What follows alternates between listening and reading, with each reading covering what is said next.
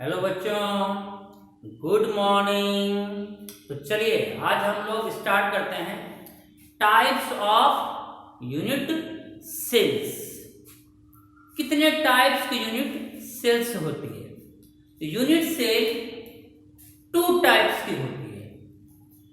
First number primitive या simple unit cell. Primitive unit cell या उसी को हम बोल सकते हैं simple unit cells. Second type है नॉन प्रिमिटिव यूनिट सेल्स या सेंटर्ड यूनिट सेल्स।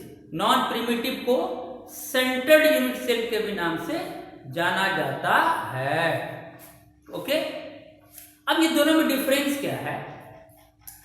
प्रिमिटिव अर्थात सैंपल यूनिट सेल में जो कॉन्स्टिट्यूएंट पार्टिकल्स होता है वह यूनिट सेल के केवल कॉर्नर पर ही प्रेजेंट होता है, केवल कॉर्नर पर, अदर पोजीशंस पर नहीं होना चाहिए। सपोज करो कि अगर यूनिट सेल स्क्वायर नुमा है, स्क्वायर में कितने कॉर्नर्स होती है? 4।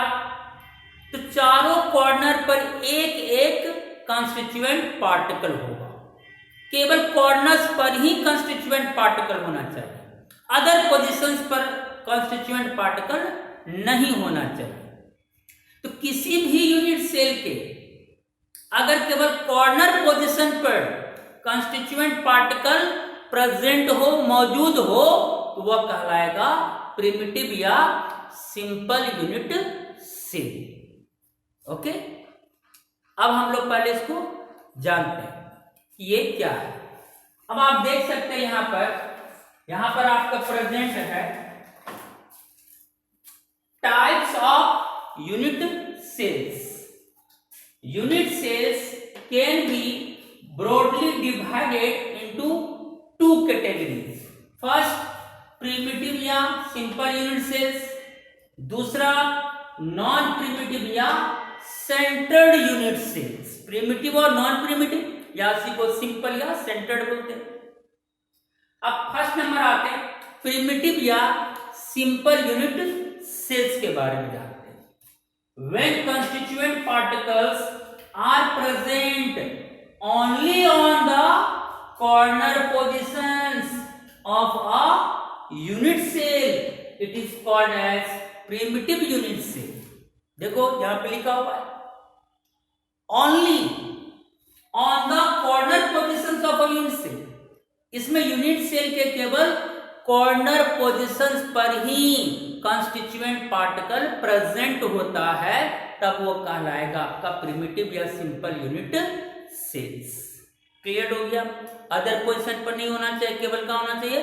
कॉर्नर पोजीशंस पर ही पार्टिकल नजर आनी चाहिए। ओके, जैसे हम लोग एग्जांपल जानते हैं, तो इसका अगर मैं 2D में दिखाऊं पहले, तो देखो फर्स्ट टाइप है इसका स्क्वायर। स्क्वायर यूनिट सेल, ये क्वांटिटी होगा 2D, 2 डायमेंशनल यूनिट सेल को हम यहां रिप्रेजेंट करने जा रहे हैं। इसमें क्या होता है, जैसे हम दो पार्टिकल लेते हैं, एक कंस्टिट्यूएंट पार्टिकल यहां लिए और एक कंस्टिट्यूएंट पार्टिकल हमने यहां ले ली। तो कंस्टिट्यूएंट पार्टिकल बहुत सारा आप ले सकते हैं, लेकिन सपोज इन दो पार्टिकल की डिस्टेंस मान लेते हैं a, इसके और इसके बीच की दूरी कितनी है? a। और भी आप आगे बढ़ा सकते हैं, यहां भी रख सकते हैं पार्टिकल, इसके और इसके बीच की दूरी भी a, और ले सकते हैं यहां पार्टिकल, इसके और इसके बीच की दूरी भी a होगी। इस तरह से आप आगे और भी अरेंज कर सकते हैं। हम यहां 2 ही पार्टिकल्स के थ्रू चल रहे हैं। अब एक पार्टिकल नीचे भी ड्रॉ करते हैं, ये दोनों a डिस्टेंस पर है, उतने ही डिस्टेंस पर हम यहां भी एक पार्टिकल वही a डिस्टेंस पे ले रहे हैं। a डिस्टेंस पे यहां ले लिया पार्टिकल, फिर इसके और यहां के पार्टिकल के बीच का भी डिस्टेंस हम क्या ले लिए? a ले लिए। ओके, अब इसको स्ट्रेट लाइन से मीट कर दो, इसको भी स्ट्रेट लाइन से मीट कर दो, मिला दो, स्ट्रेट लाइन से मिला दीजिए और इसको भी स्ट्रेट लाइन से मिला दीजिए। कैसा बन गया? स्क्वायर नुमा यूनिट से बन गया। स्क्वायर में क्या होता है? जितनी लंबाई होती है उतनी चौड़ाई होती है। अगर लंबाई को हम a मानते हैं, चौड़ाई को b मानते हैं, तो यहाँ b भी किसके बराबर हो जाएगी? a के बराबर, क्योंकि ये दूरी और ये दूरी क्या मैंने कहा सेम है, इसलिए b भी किसके बराबर हो जाएगा? a के बराबर हो जाएगा। इसलिए b के प्लेस पर भी हम क्या लिख देते हैं? a। स्क्वायर में तो सभी भुजा बराबर होती है, जितनी लंबाई उतनी चौड़ाई। क्लियर? और यहां जो ये a और b है उसके बीच का एंगल देखो, ये एंगल देखो नजर आ रही होगी, ये एंगल कितना होगा? 90 डिग्री होगी, 90 डिग्री। अब यहां लिख सकते हैं हम कि जितना a डिस्टेंस है उतना ही b डिस्टेंस है। इसका मतलब a इक्वल टू क्या हो जाएगा बच्चों? b हो जाएगा। और एंगल कितना होगा a और b के बीच का? 90 डिग्री। तो a और बीच का एंगल हो गया 90 डिग्री। और कल मैंने आपको जो यूनिट सेल का 6 पैरामीटर्स दिखाया था 3D में, 6 पैरामीटर्स जिसमें 3 axes a b c, 3 angles alpha beta gamma, तो a और b के बीच का एंगल मैंने वहां गामा डिनोट किया था, इसलिए यहां a और बीच के बीच का एंगल हम यहां गामा लिखते हैं। गामा इक्वल टू कितना? 90 डिग्री। तो 2D में 3 पैरामीटर्स ही यूज होगा, 2 एजेस a और b, ये 2 पैरामीटर्स। और अगर a 2 है तो उसके बीच तो एक ही एंगल होगा, एक कोई एंगल रिप्रेजेंट होगा, इसलिए टोटल पैरामीटर 3 यूज होगा, 1 2 3। लेकिन अगर हम 3D यूनिट सेल में स्टडी करते तब वहां टोटल 6 पैरामीटर्स आपको देखने को मिलेगा। 3 एजेस ABC भी देखने को मिलेगा, 3 एंगल्स अल्फा बीटा और गामा भी देखने को मिलेगा। तो उसमें तो लंबाई भी होगी, चौड़ाई भी होगी और ऊंचाई भी होगी। यहां तो बस लंबाई है और चौड़ाई है, a है और b है।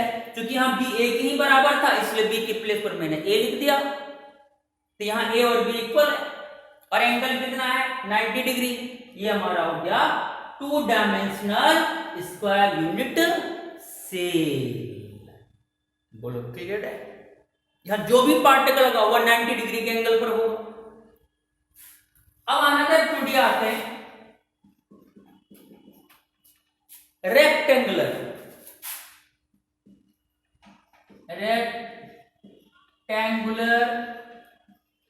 Unit cell. 2D रिप्रेजेंट कर रहे हैं इसका। आयताकार। इसमें क्या होगा? 2 कंस्टिट्यूएंट पार्टिकल हम यहां लेंगे। ओके, इसको स्ट्रेट लाइन से मिला दी और इस 2 पार्टिकल की दूरी यहां मान लेते हैं a। अब नीचे में भी अरेंजमेंट करेंगे पार्टिकल्स को। ठीक है, अब जो हम नीचे अरेंजमेंट करेंगे पार्टिकल का वह a दूरी पर नहीं होगा, यानी ये दूरी मान लो से सपोज करो ज्यादा लेंगे, ये उसी तरह इसके सामने। अब ये जो 2 पार्टिकल का डिस्टेंस होगा क्या वो a के बराबर है? क्या ये डिस्टेंस और ये डिस्टेंस इक्वल है? नहीं है। इसका मतलब यहां b a के बराबर नहीं है। तो इस डिस्टेंस को हम मान लेते हैं क्या बच्चों? b। क्लियर है? अब फिर इसको स्ट्रेट लाइन से मिला दीजिए और फिर इसको भी स्ट्रेट लाइन से मिला दीजिए। यहां क्या है? ये डिस्टेंस और ये डिस्टेंस सेम नहीं है, इक्वल नहीं है। यहां a और b इक्वल नहीं है, यहां लिखेंगे a does not equal to b। यहां a और b इक्वल नहीं है, क्योंकि आपको पता है रेक्टेंगुलर में क्या होता है, आयत में क्या होती है, लंबाई अलग होती है, चौड़ाई अलग होती है। a अलग डिस्टेंस हुआ, b अलग डिस्टेंस हुआ, a does not equal to b। But angle कितना होगा बच्चों? 90 ही होगी ना, एंगल तो वही होगी 90 डिग्री। इन दोनों में क्या डिफरेंस हुआ, इसमें a इक्वल टू बी, इसमें a does not equal to B, angle तो सेम ही होगा, क्योंकि रेक्टेंगुलर में दो भुजा 90 डिग्री पर होती है, स्क्वायर में भी दो भुजा 90 डिग्री पर होती है। यहां भी जो एंगल होगा a और b के बीच का वो भी कितना होगा 90 डिग्री। क्लियर हो गया, ये हो गया आपका रेक्टेंगुलर यूनिट से। अब थर्ड ओके, हेक्सागोनल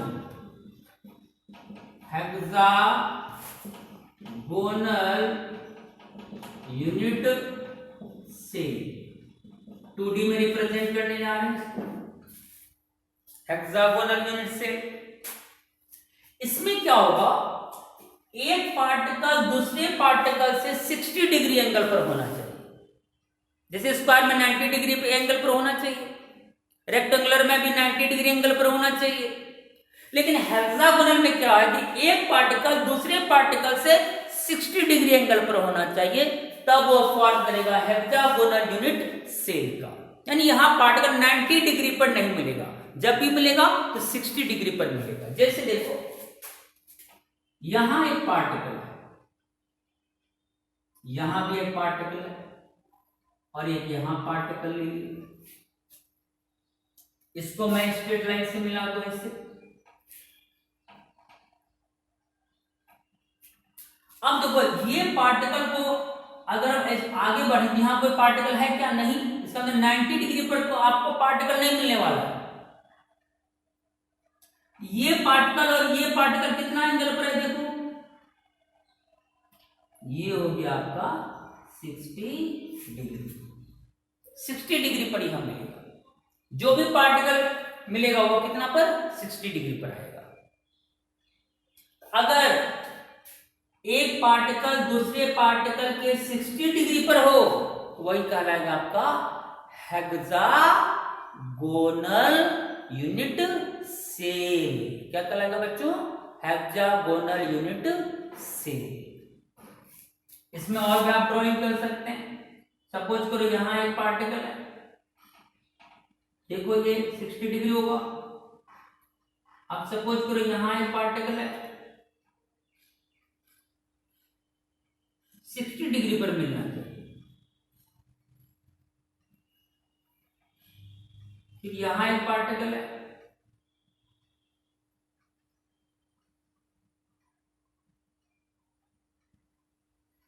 इस तरह से। अब जो ये जो पार्टिकल है सेंटर पे, देखो इसका एंगल कितना होगा, ये सब 60 पे होगा, 60 डिग्री, 60 डिग्री, इस तरह से सब क्या होगा 60 डिग्री पर होगा, 60 60 60 सब 60 पे होगा। ओके, तो हेक्सागोनल में एक पार्टिकल दूसरे पार्टिकल से कितना डिग्री एंगल पर होगा, 60 डिग्री एंगल पर होना चाहिए। अब यहां क्या है, यहां जो भी डिस्टेंस है, ये दूरी, ये दूरी, ये दूरी, ये दूरी, ये दूरी, ये दूरी, ये सब आपस में क्या बच्चों इक्वल है, इक्वल। सब ए सब यहां पर क्या होगा बराबर होगा। इसी को हम ऐसे भी रिप्रेजेंट कर सकते हैं, ये पार्टिकल है, ये पार्टिकल है, इसकी दूरी ये है, फिर एक पार्टिकल यहां आ गया,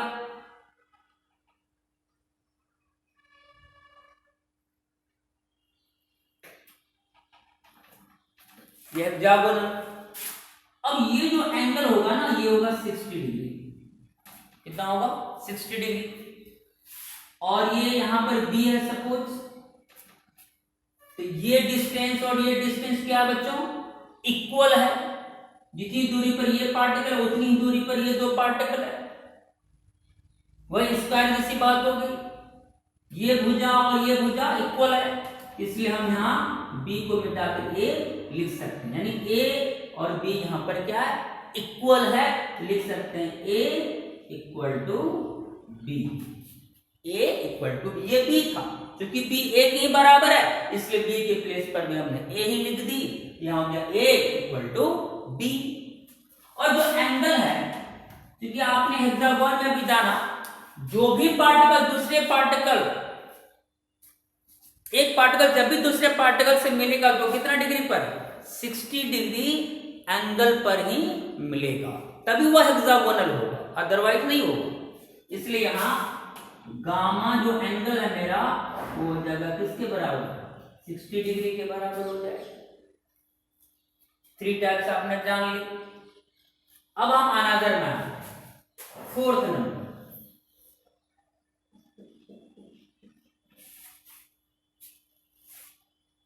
पैरेललोग्राम। पैरेललोग्राम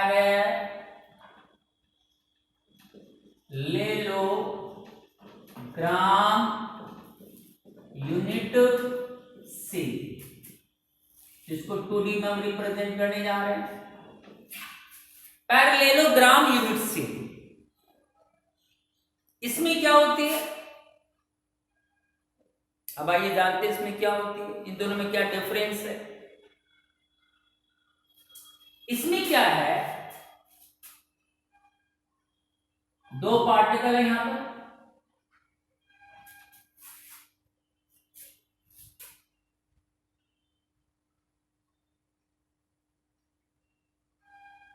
इसको स्ट्रेट लाइन से मिला दी। अब यहां से एक अनदर पार्टिकल ड्रॉइंग होगा, यहां पर आ गई। अब क्या है कि ये जो डिस्टेंस है और ये जो डिस्टेंस है वो इक्वल नहीं है। ये डिस्टेंस अगर a है तो ये डिस्टेंस यहां a नहीं होगा, उस डिस्टेंस को हम b मान लेते हैं, यानी यहां a और b इक्वल नहीं है। अब फिर मैं इसको आगे बढ़ा रहा हूं, फिर एक अनदर पार्टिकल यहां पर मिला,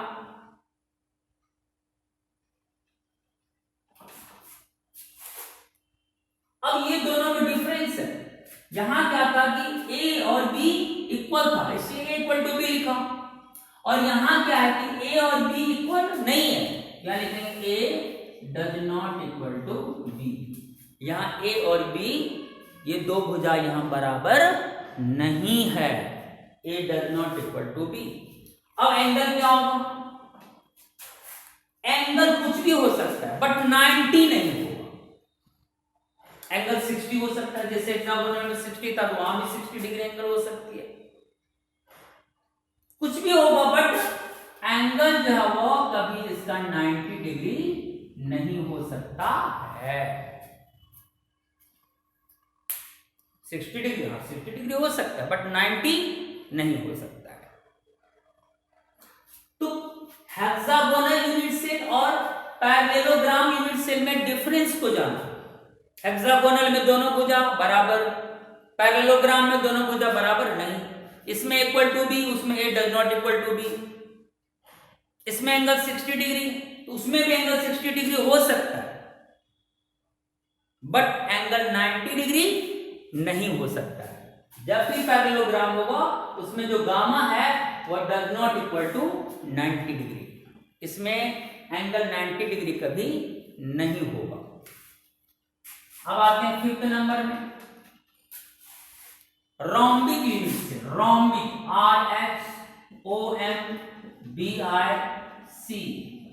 रोम्बिक यूनिट से 2D फॉर्म को दिखा रहे हैं, रोम्बिक यूनिट से। अब इसमें क्या है, क्या डिफरेंस है, आइए जानते हैं। 2 कंस्टिट्यूएंट पार्टिकल्स, दोनों को स्ट्रेट लाइन से मिट कर दिए, मिला दिए, उतने ही डिस्टेंस पर फिर मैं एक अनदर पार्टिकल ले रहा हूं, डिस्टेंस सेम,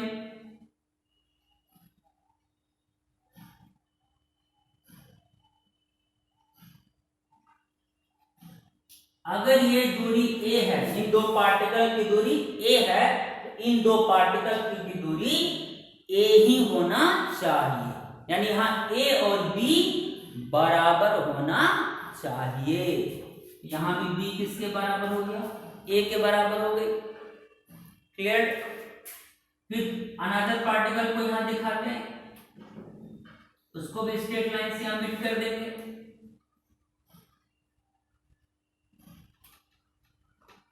ये हो गया आपका रोम्बिक यूनिट सेल। इसमें क्या हुआ, ए भुजा और बी भुजा क्या हुआ, बराबर हुआ, इसलिए हम बी के प्लेस पर क्या है, ए है, क्योंकि दोनों तो इक्वल है, तो हम लिख सकते हैं A equal to B, A equal to B. लेकिन जो एंगल है, ये जो एंगल है, ये एंगल ना तो 90 होना चाहिए और ना ही 60 डिग्री होना चाहिए। यानी रोम्बिक यूनिट सेल में जो एंगल है वो ना तो 90 डिग्री होनी चाहिए और ना तो 60 डिग्री होना चाहिए। इनके अलावे कोई एंगल हो सकता है, लेकिन 60 और 90 यहां पर नहीं होना चाहिए। ये इसकी जितने भी मैंने 2D दिखाया, इसमें 3 पैरामीटर्स यूज हुआ, ए और बी 2 पैरामीटर और एक एंगल गामा वाला 3 पैरामीटर, क्योंकि 2D में 3 पैरामीटर्स के द्वारा हमको ज्योमेट्री मिलता है, लेकिन 3D में 2D में 3 पैरामीटर्स के द्वारा, 3D में 6 पैरामीटर वहां पर यूज होगा। तो जितना भी यहां ज्योमेट्री बनी, इसकी ज्योमेट्री को रिकॉग्नाइज किया जा रहा है 3 पैरामीटर से, A B and gamma angle से। अगर ए बराबर बी हो, गामा 90 हो, तो स्क्वायर यूनिट हो जाएगा। अगर A does not equal to B हो बट एंगल 90 हो, तो रेक्टेंगुलर यूनिट सेल हो जाएगा। अगर ए और बी इक्वल हो but angle gamma 60 degree, but angle gamma 60 degree के बराबर हो, तो हेक्सागोनल यूनिट सेल हो जाएगा। अगर ए और बी बराबर ना हो और एंगल 90 ना हो, कोई अदर एंगल हो, 60 डिग्री एंगल हो, तब हो जाएगा पैरेललोग्राम यूनिट सेल। और अगर ए और बी इक्वल हो बट एंगल ना तो 90 हो या ना तो 60 हो, इन दो एंगल के अलावे कोई एंगल हो, वो हो जाएगा आपका रोम्बिक यूनिट सेल। बोलो ये क्लियर है आपका? कौन यूनिट सेल होने के लिए कौन कौन सी पैरामीटर्स होनी चाहिए, ये बात आपको समझ में आ गई? ये क्लियर है। अब हम आपको एक स्ट्रक्चर दिखा रहे हैं 3D में। ओके, 3D फॉर्म स्ट्रक्चर दिखा रहे हैं। 3D जैसे 3D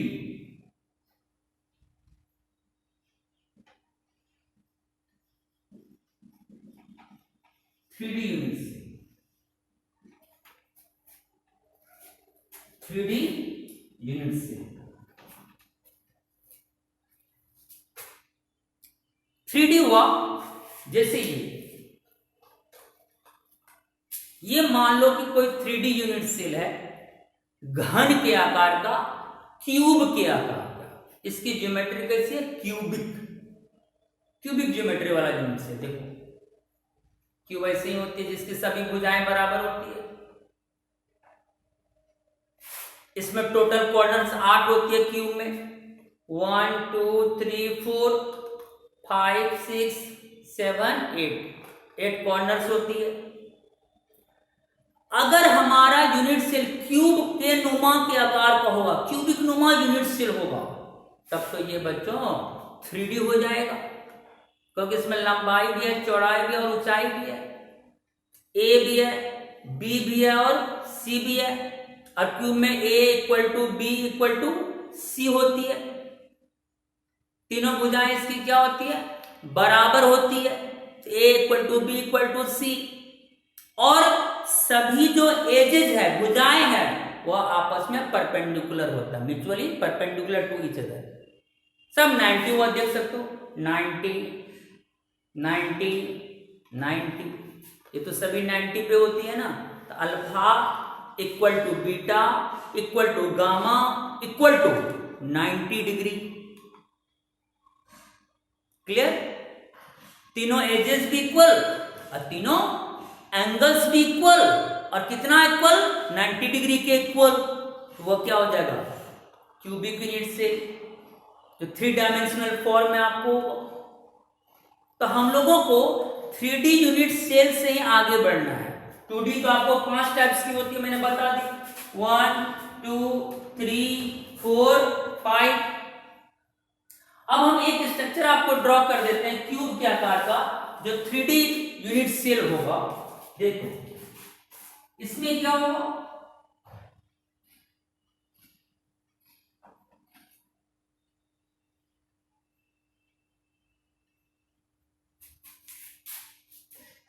एक स्क्वायर नुमा बना स्ट्रक्चर पहले,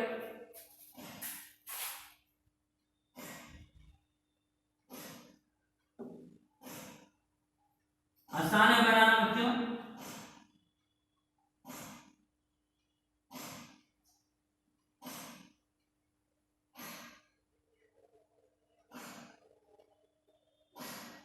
ऐसे बन जाएगा आप लोगों से, देख लो एक बार। अच्छा ऐसे बना सकते हो ना,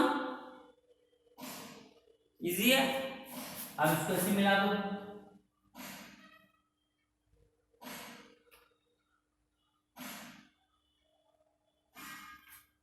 देखो क्लियर हो गया। अब सपोज करो ये जो कॉर्नर यहां एक पार्टिकल है, इस कॉर्नर पर एक पार्टिकल है, इस कॉर्नर पर एक पार्टिकल है, इस कॉर्नर पर एक पार्टिकल है, इस कॉर्नर पर एक पार्टिकल है, इस कॉर्नर पर एक पार्टिकल है, इस कॉर्नर पर एक पार्टिकल है, इस कॉर्नर पर एक पार्टिकल है। 4 कॉर्नर्स ऊपर होती है और 4 कॉर्नर्स नीचे होती है। 4 कॉर्नर ऊपर, ऐसे इमेजिन करो ये क्यूब है, ऐसे ऐसे सोचो, ऐसे ये देखो बगल में लग गया मैंने 1 2, ये वाला 1 कॉर्नर 2 कॉर्नर। अब आगे वाला देखो 3 4 कॉर्नर, 3 4 कॉर्नर। उसी तरह नीचे में आ जाओ, 4 कॉर्नर नीचे दिख रहा है, देखो 1 2 3 4, 1 2 3 4, 4 कॉर्नर्स ऊपर और 4 कॉर्नर्स नीचे। टोटल कितने कॉर्नर्स? बोलो 8 कॉर्नर्स हो गया। और सभी कॉर्नर पर 1 1 कंस्टिट्यूएंट पार्टिकल आपको नजर आ रहा है। क्लियर? चूंकि ये क्यूबिक यूनिट सेल है तो इसकी सभी भुजाएं क्या होती है? बराबर होती है। तीनों एजेस इक्वल होगी इसकी, सभी पार्टिकल इक्वल डिस्टेंस पर होगी। हर 2 पार्टिकल यहां पर इक्वल डिस्टेंस पर है। आप यहां लिख सकते हैं A equal to B equal to C। और यहां देख सकते हो, देखो ध्यान से, ये एंगल 90 होगी, ये एंगल, ये देखो ये एंगल 90 होगी, ये एंगल 90 होगी। यहां जो तीनों एजेस है ABC, उनके बीच का एंगल कितना होगा? 90 90 90, अल्फा 90 बीटा 90 गामा 90। तो लिख सकते हैं alpha equal to beta equal to gamma equal to 90 degree. देखो 6 पैरामीटर्स में डिनोट हो, तो अब ये कौन सा स्ट्रक्चर हुआ? 3D में तो 6 पैरामीटर्स यूज होगा, 3 एजेस और 3 एंगल्स, टोटल 6 पैरामीटर्स। ये हो गया 3D क्यूबिक यूनिट सेल। अब इनमें देखो क्या है, स्क्वायर यूनिट सेल में बताओ तो, अब तुम लोग को बताना है। बोलो यहां कंस्टिट्यूएंट पार्टिकल कहां पर है? कहां पर कंस्टिट्यूएंट पार्टिकल नजर आ रहा है? ओनली कॉर्नर पर नजर आ रही है, देखो यहां है, यहां है, यहां है। क्या और कहीं है? बोलो और कहीं है क्या? नहीं। अगर मैंने क्या पढ़ा था, अगर कंस्टिट्यूएंट पार्टिकल यूनिट सेल के केवल कॉर्नर्स पर हो, वह क्या कहलाता है? Primitive unit cell. इसका मतलब ये प्रिमिटिव हो, क्योंकि केवल कॉर्नर पर पार्टिकल और तो कोई है। यहां पे देखो पार्टिकल केवल कहां नजर आ रही है, कॉर्नर पे, तो प्रिमिटिव। यहां देखो पार्टिकल केवल कहां नजर आ रही है, प्रिमिटिव, ये प्रिमिटिव हुआ। यहां भी पार्टिकल केवल कहां नजर आ रही है, कॉर्नर्स पे, प्रिमिटिव। पार्टिकल्स केवल कॉर्नर पे, प्रिमिटिव। और इसमें भी पार्टिकल केवल कहां पर है, कॉर्नर्स पे।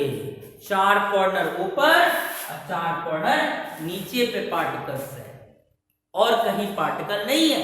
ये हो गया आपका primitive cubic unit cell, simple cubic unit cell. एक न्यूमेरिकल आ गया, a simple cubic unit cell. तुरंत समझ रहे हो, इसका मतलब यहां पार्टिकल क्यूब के केवल कॉर्नर्स पर ही मौजूद है और किसी पोजीशन पर पार्टिकल नहीं है। और आपको पता है क्यूबिक यूनिट सेल नाम है, तो आपको पता है कि क्यूब में टोटल 8 कॉर्नर्स होती है। मन ही मन सोच लोगे, और पार्टिकल 4 ऊपर कॉर्नर पे, पार्टिकल 4 नीचे कॉर्नर पर, टोटल 8 कॉर्नर्स पर यहां पार्टिकल आपका प्रेजेंट है। प्रिमिटिव क्लियर हो गया। तो प्रिमिटिव मींस किसी भी टाइप का यूनिट सेल हो, उसमें पार्टिकल केवल रहता है कहां पे, कॉर्नर्स पर, और किसी पोजीशंस पर नहीं रहता है। चलिए यहां तक आपको फुल्ली क्लियर हो गया ना। फिर इसका स्क्रीनशॉट ले लो, मैं 1 मिनट रुक रहा हूं, इसका स्क्रीनशॉट ले लो अच्छा से, ठीक है, ताकि आप स्क्रीनशॉट लेने जानते हो ना, इससे कैसे लिया जाता है, स्क्रीनशॉट ले लो।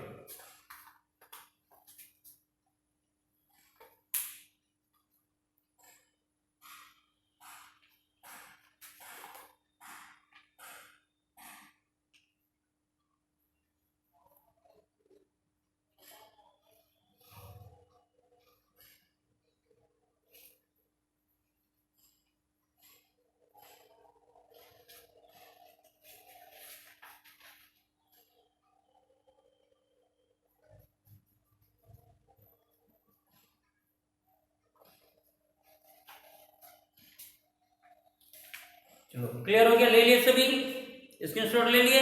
चलिए अब हम लोग नेक्स्ट टर्म्स पर आते हैं। प्रिमिटिव के बाद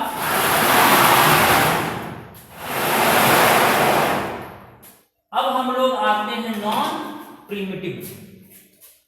नॉन प्रिमिटिव या centred unit cell, non primitive या सेंटर्ड यूनिट सेल।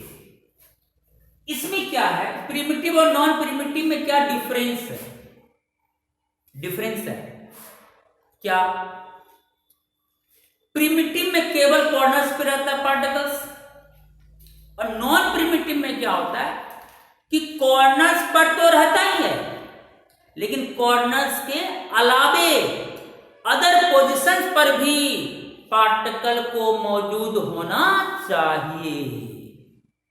कॉर्नर पर भी होगा, लेकिन कॉर्नर्स के अलावे अदर पोजीशंस पर भी अगर पार्टिकल मौजूद हो, प्रेजेंट हो, तब वो कहलाएगा आपका नॉन प्रिमिटिव या सेंटर्ड यूनिट सेल।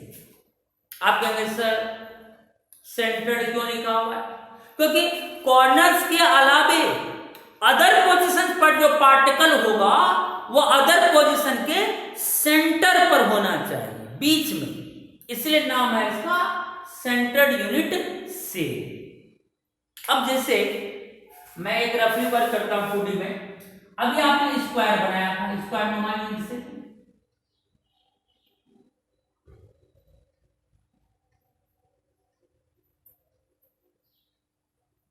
चलिए स्क्वायर बन गई। इसमें देखो अभी पार्टिकल केवल कहां पर है, कॉर्नर्स पे,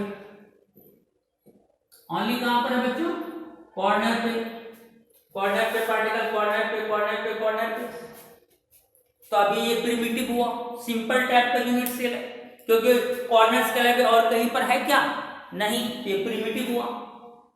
लेकिन अगर सोचो एक पार्टिकल में यहां बीच में रख दो, यहां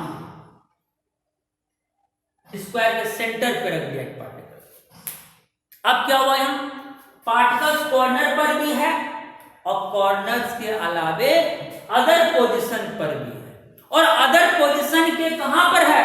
सेंटर पे है। ये हो गया नॉन प्रिमिटिव या सेंटर्ड यूनिट सेल। बहुत आसान है समझना इसको। प्रिमिटिव में केवल कॉर्नर्स पर रहती है पार्टिकल, नॉन प्रिमिटिव में कहां रहती है?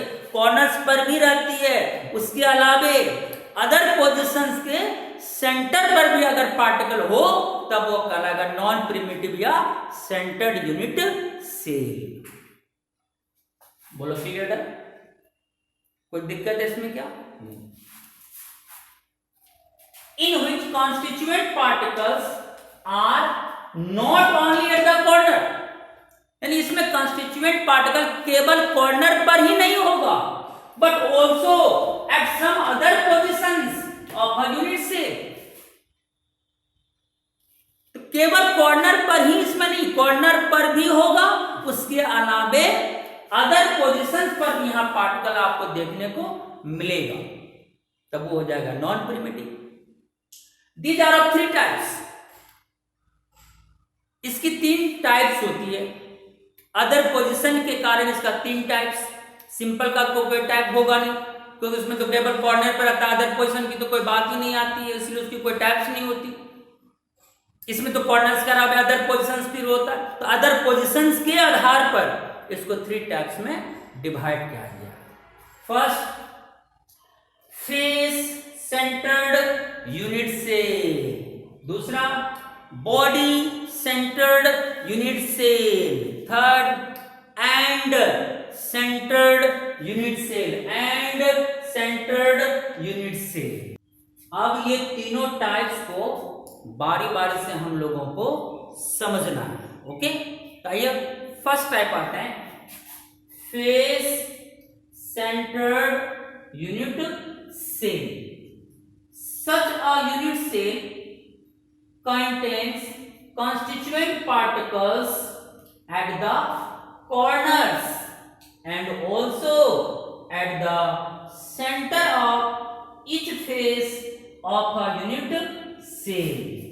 इसका अर्थ देखो क्या, जैसे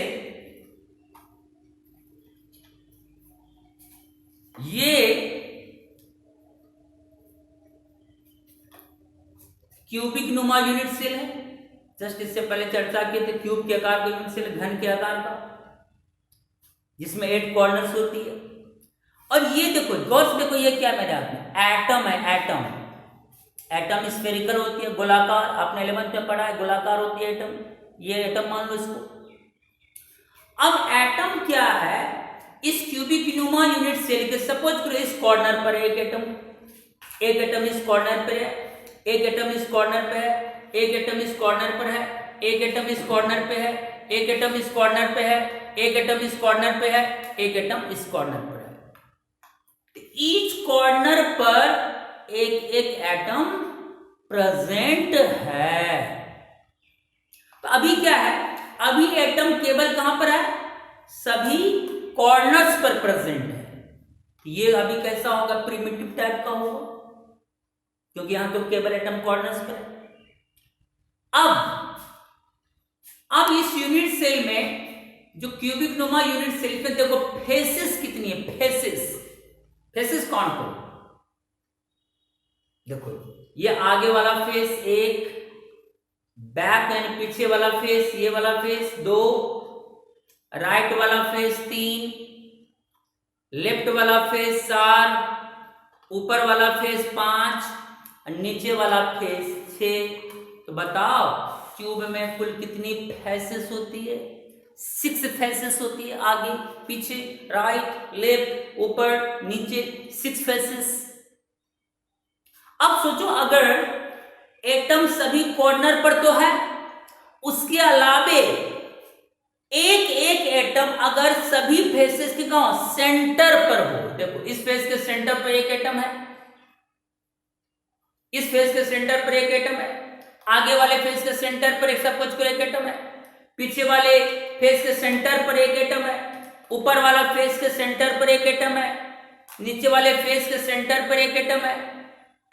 तो अगर कॉन्स्टिट्यूएंट पार्टिकल सभी कॉर्नर्स पर भी हो उसके अलावे सभी फेस के सेंटर पर भी हो तो वही कहलाएगा फेस सेंटर्ड यूनिट सेल। नाम से पता चल जाएगा आपको फेस सेंटर। ओ कॉर्नर तो कॉमन प्लेस हुआ, प्रिमिटिव और नॉन प्रिमिटिव कॉर्नर पर तो रहता ही है, इसमें नाम में फेस लगा हुआ, समझ जाना कि यहां पार्टिकल सभी कॉर्नर्स पर है, उसके अलावे सभी फेसेस के सेंटर पर भी एक एक पार्टिकल प्रेजेंट है, इसलिए नाम पड़ा फेस सेंटर्ड यूनिट सेल। कितनी अच्छी बात है। अब यहां पर इसको हम ड्राइंग करते हैं, एक क्यूब बनाते हैं। देखो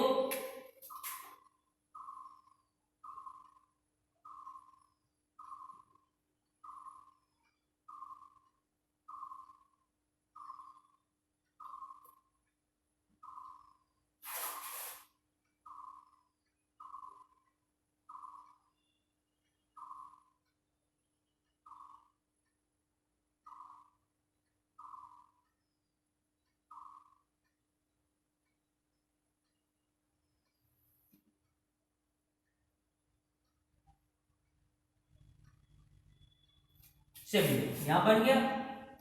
अब इसको मिट कर देना है, इसे मिला देना है।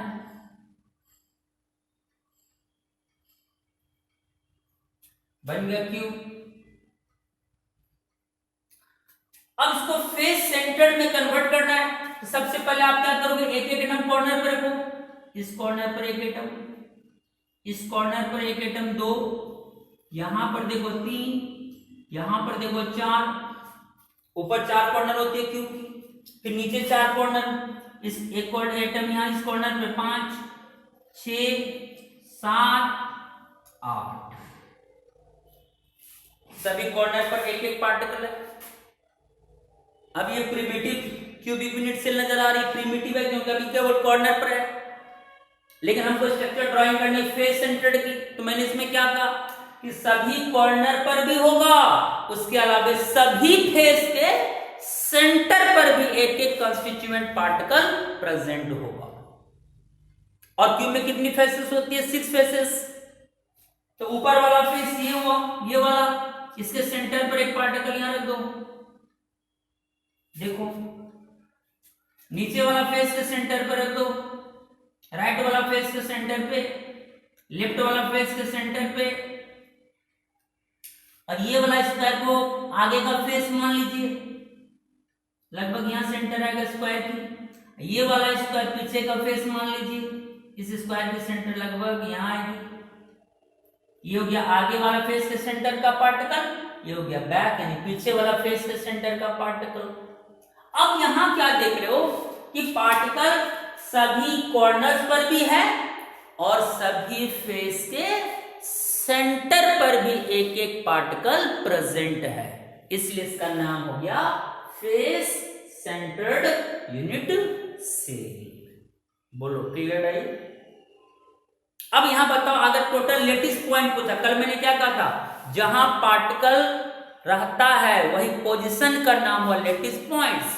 इसमें एक लेटिस पॉइंट हो गया कॉर्नर वाला और 6 लेटिस पॉइंट हुआ फेस वाला, तो ऐड कर दो, टोटल लेटिस पॉइंट कितना हो जाएगा इसमें, टोटल लेटिस पॉइंट्स 8 कॉर्नर का लेटिस पॉइंट प्लस 6 फेस का 14 लेटिस पॉइंट आ गया इसमें, या लेटिस साइड्स भी आप इसको बोल सकते हैं। मैंने केवल लेटिस पॉइंट का, लेटिस पॉइंट्स कितना, तो 14। क्लियर? अब आते हैं second type. Second type body centred unit cell. Body centred unit cell.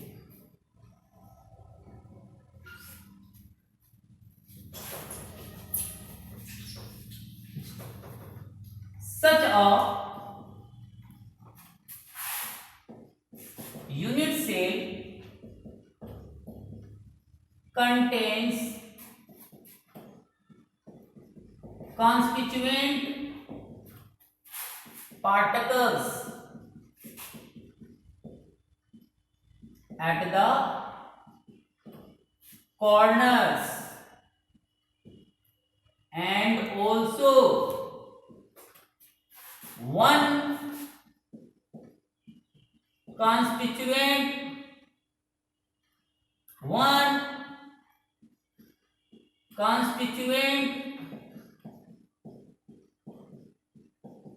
particles at the body center.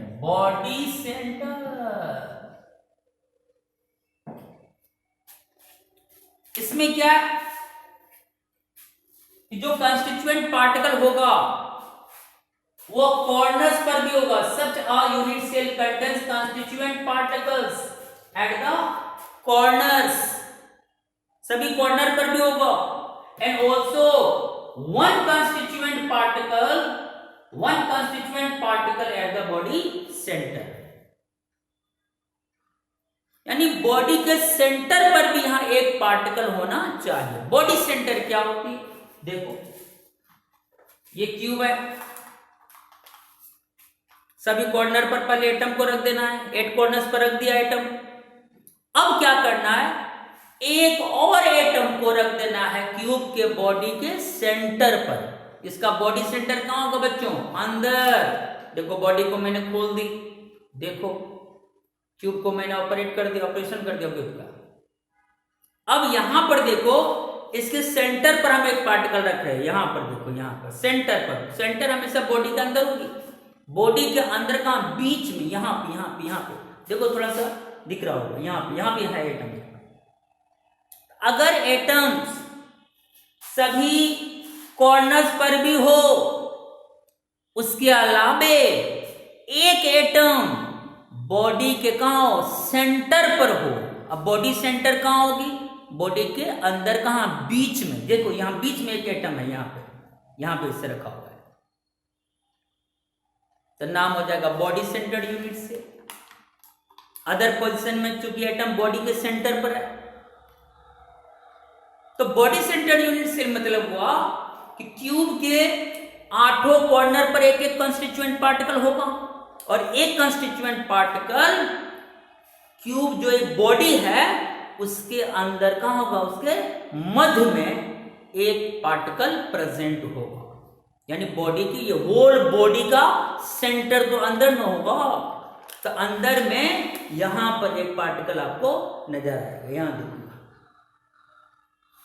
तो नाम होगा बॉडी सेंटर्ड यूनिट सेल. बोलो क्लियर है? आइए स्ट्रक्चर बनाते हैं. अब हम लोग इसके स्ट्रक्चर को देखते हैं. पहले क्यूब ड्रॉ कर लीजिए जैसे करते आए हैं.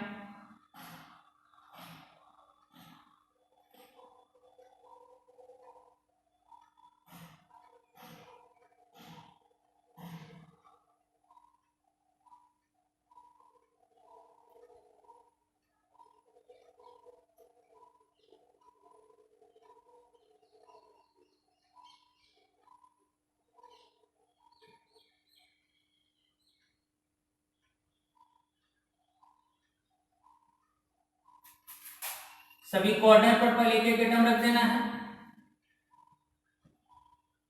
3, 4, 5, 6, 7, 8 सभी कॉर्नर पर हो गया. अब एक एटम कहां रखना? बॉडी के सेंटर में. ये पूरा बॉडी का सेंटर यहां होगा. ये विद इन द बॉडी होगा. बॉडी के अंदर है ये एटम, बाहर नहीं है. और एक एटम कहां रख दिया मैंने बच्चों? पूरा बॉडी के सेंटर पर एक एटम प्रेजेंट है. इसका नाम हो गया बॉडी सेंटर्ड यूनिट सेल. अब इसमें टोटल लेटिस पॉइंट कितना हो गया? 8 कॉन्स्टिट्यूएंट पार्टिकल तो 8 कॉर्नर पर है, और एक और कहां पर है? बॉडी के सेंटर पर है. टोटल 9 प्लेसेस पर पार्टिकल है, 9 पोजीशंस पर कंस्टिट्यूएंट पार्टिकल है. तो टोटल लेटिस पॉइंट अगर काउंट करें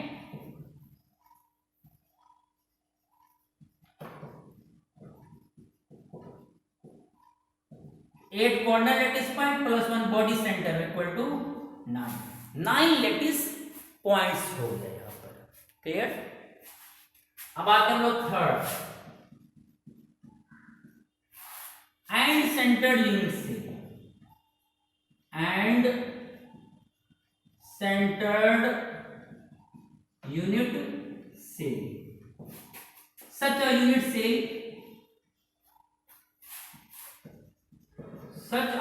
cell contains constituent particles at the corners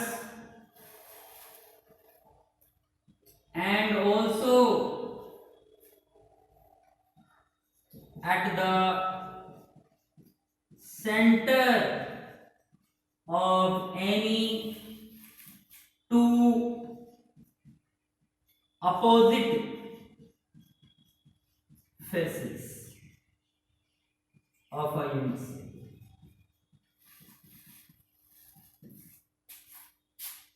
अब इसमें देखो, समझो इसमें क्या है। जैसे ये आपका क्यूबिक नुमा यूनिट सेल है, 8 कॉर्नर्स पर मैंने एटम रख दी। अब क्या करना है, किन्हीं दो अपोजिट फेसेस के सेंटर पर एक एक पार्टिकल को रख देना। किन्हीं दो अपोजिट फेसेस, जैसे ऊपर वाला फेस का अपोजिट फेस नीचे वाला होगा, राइट का लेफ्ट होगा अपोजिट फेस, आगे वाले का पीछे वाला होगा अपोजिट फेस। तो आपको कोई भी दो अपोजिट फेस को चूज कर लेना है, सारा नहीं, कोई दो, एनी टू। तो सभी कॉर्नर्स के अलावे अगर पार्टिकल किन्हीं दो अपोजिट फेसेस के सेंटर पर होगा, वह कहलाएगा end centred unit cell. End मतलब होता है एक छोर से दूसरे छोर, अपोजिट फेसेस को एंड फेस बोला जाता है, एंड फेस। जैसे सभी कॉर्नर पर तो मैंने एटम रखी थी, वो तो कॉमन बात हो गई। अब मैंने क्या करा, एक एटम ऊपर वाले फेस के सेंटर पर रख दी और एक एटम नीचे वाले फेस के सेंटर पर रख दी। यहां क्या हुआ, कॉर्नर्स के अलावे एटम दो अपोजिट फेसेस के सेंटर पर प्रेजेंट है, इसलिए नाम हुआ एंड सेंटर्ड यूनिट सेल। कोई भी दो फेस ले सकते, जैसे 8 कॉर्नर पर रख दिए, एक एटम मैंने राइट वाला फेस के सेंटर पर रख दी और एक कहां रख दी, लेफ्ट वाला सेंटर पे। फिर और कोई फेस पर नहीं होगा, कोई दो ही फेस आप यूज कर सकते हैं, ऊपर नीचे यूज करो या राइट लेफ्ट वाला यूज करो या आगे और पीछे वाला यूज करो, कोई भी दो, एनी टू, मैंने लिखा एनी टू, कोई दो। अगर सभी कॉर्नर्स के अलावे पार्टिकल्स किन्हीं दो अपोजिट फेसेस के सेंटर पर भी होगा, तब कहलाएगा एंड सेंटर्ड यूनिट सेल। देखो, such a unit cell contains constituent particles at the corners, corner पर होगा, and also at the centre of any two opposite faces of a unit cell. Any two opposite faces, कोई भी दो opposite face के centre पर अगर एक एक कंस्टिट्यूएंट पार्टिकल प्रेजेंट होगा, वो आपका कहलाएगा एंड सेंटर्ड यूनिट सेल। इसको एक तस्वीर से समझते हैं। जैसे ये देखो, एक क्यूब बना लो,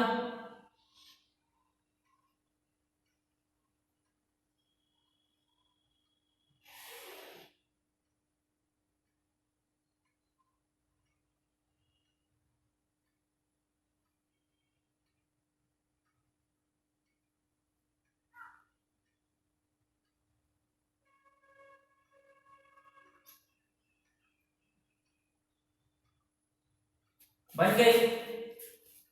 अब इसको एंड सेंटर में इंडिकेट करना है, तो सबसे पहले सभी कॉर्नर पर एक एक कॉन्स्टिट्यूएंट पार्टिकल को इंडिकेट करना है। 4 5 6 7 8 कॉर्नर्स पर हो गया इंडिकेट। अब एंड सेंटर में इंडिकेट करने के लिए बोलो, और कहां रखेंगे, किन्हीं दो अपोजिट फेसेस के सेंटर पर। चलिए एक ऊपर वाला फेस यूज कर लेते और एक नीचे वाला। ऊपर वाला फेस के सेंटर पर एक पार्टिकल रख देना और एक नीचे वाला फेस के सेंटर पर। कोई दो अपोजिट फेस के, अगर ये नहीं ले तो ये दोनों ले सकते थे या कोई भी दो ले सकते हैं। क्लियर? ये हो गया एंड सेंटर्ड यूनिट सेल। इसमें देखो टोटल कितने पोजीशंस पर पार्टिकल है, 8 कॉर्नर पोजीशंस और 2 फेस पोजीशन। 8 + 2 कितने हुए 10, तो total lattice points equal to 8 + 2 10 lattice points हो गए। कितना आसान था। ओके, चलिए एक बार हम लोग 2-4 मिनट आपस में बात कर लेते हैं। टाइप्स ऑफ यूनिट सिर्फ 2 तरह की होती है, प्रिमिटिव और नॉन प्रिमिटिव। नॉन प्रिमिटिव का ही दूसरा नाम सेंटर्ड भी है। प्रिमिटिव मींस कोई भी यूनिट सेल अगर उसके केवल कॉर्नर्स पर पार्टिकल्स हो तो हो गया प्रिमिटिव। अगर कॉर्नर्स पर भी हो, उसके अलावा कोई अदर पोजीशंस पर भी पार्टिकल देखने को मिले तो हो जाएगा नॉन प्रिमिटिव या सेंटर्ड यूनिट। नॉन प्रिमिटिव का नाम सेंटर्ड क्यों पड़ा? क्योंकि अदर पोजीशन में जहां भी रहेगा पार्टिकल वो उसके सेंटर पर रहेगा, इसलिए नाम हो गया सेंटर्ड यूनिट से। प्रिमिटिव को मैंने 2D में दिखाया। अगर ए और बी भुजा बराबर हो, एंगल 90 डिग्री हो तो स्क्वायर यूनिट सेल हो जाएगा।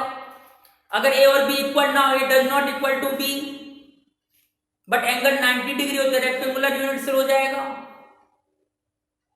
अगर ए और बी इक्वल भुजा हो और एंगल 60 डिग्री हो तो हेक्सागोनल यूनिट सेल हो जाएगा। अगर ए और बी इक्वल ना हो और एंगल कुछ भी हो बट 90 ना हो तो पैरेललोग्राम यूनिट सेल हो जाएगा। अगर ए और बी इक्वल हो, ए इक्वल टू बी हो बट एंगल ना तो 90 हो ना तो 60 हो, कोई अदर एंगल हो तो रोम्बिक यूनिट सेल हो जाएगा।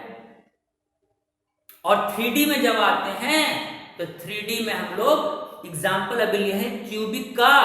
तो क्यूबिक में तो आपको पता है सभी भुजाएं बराबर होती है बच्चों, सभी एजेस इक्वल होगी, इसलिए a equal to B equal to C, और वो सभी एजेस म्यूचुअली परपेंडिकुलर होता है। मैंने आपको भी दिखाया भी था, alpha equal to beta equal to gamma equal to 90 degree. और इन सभी केसेस में पार्टिकल्स अगर केवल कहां रहे, कॉर्नर पर रहे, तो वो सारा प्रिमिटिव का टाइप होगा। नॉन प्रिमिटिव क्या है? इसमें पार्टिकल कॉर्नर पर भी रहता है, उसके अलावा अदर पोजीशंस के सेंटर पर भी होगा तो नॉन प्रिमिटिव हो जाएगा। नॉन प्रिमिटिव की 3 टाइप्स होगी, face centred unit cell, body centred unit cell, end centred unit cell. Face centred unit cell में क्या होता है बच्चों? अगर क्यूबिक नुमा यूनिट सेल है तो कहां कहां रहेगा पार्टिकल? सारे कॉर्नर्स पर रहेगा पार्टिकल, उसके अलावा सभी फेसेस के सेंटर पर भी एक एक पार्टिकल प्रेजेंट होगा तो फेस सेंटर्ड यूनिट सेल हो जाएगा। देखते हैं, आप बता सकते हैं टोटल कितने पोजीशंस पर पार्टिकल मिला, 8 कॉर्नर पोजीशन और 6 फेस पोजीशन। आपको पता चल चुका है कि क्यूब में 6 फेसेस होती है, 8 + 6 कितने हुए 14 lattice points. Another body centred unit cell क्या बॉडी के नाम से पता चलता है, यहाँ पार्टिकल सभी कॉर्नर्स पर भी होगा और एक कंस्टिट्यूएंट पार्टिकल बॉडी के अंदर कहां पर होगा? सेंटर पे होगा। क्योंकि एक अनदर पार्टिकल बॉडी के सेंटर पर है कॉर्नर्स के अलावे, इसलिए नाम पड़ा बॉडी सेंटर्ड यूनिट सेल। इसमें पार्टिकल कितने पोजीशंस पर है? 8 कॉर्नर पोजीशन और एक बॉडी सेंटर पर है। 8 + 1 9 लेटिस पॉइंट्स हो जाएगी। एंड सेंटर्ड यूनिट सेल में क्या हुआ? पार्टिकल सारे कॉर्नर्स पर भी है और उसके अलावे किन्हीं 2 अपोजिट फेसेस के सेंटर पर भी अगर कंस्टिट्यूएंट पार्टिकल होगा वो कहलाएगा end centred unit cell. 8 corner position और 2 फेस पोजीशन इसमें यूज हुआ। 8 + 2 10 लेटिस पॉइंट्स हुआ। बोलो क्लियर हुआ? ईमानदारी से बोलो, फुल्ली क्लियर, कोई दिक्कत नहीं है? तो चलिए इस वीडियो को आप आराम से सुनेंगे, पहले ध्यान से सुनिएगा, इंटरेस्ट से सुनिएगा, एक रुचि जगह सुनने में, तब जाके सारी जो फिगर है ना आपको पूरी तरह से क्या हो जाएगी? क्लियर हो जाएगी। ओके, इस तरह से आप 1 मिनट का मैं टाइम देता हूं, इसका भी आप स्क्रीनशॉट ले लीजिए, एकदम स्क्रीनशॉट ले लीजिए। पूरी फिगर बनी हुई है इसकी, इसकी स्क्रीनशॉट ले लीजिए, 1 मिनट दबाइए, क्लिक हुआ।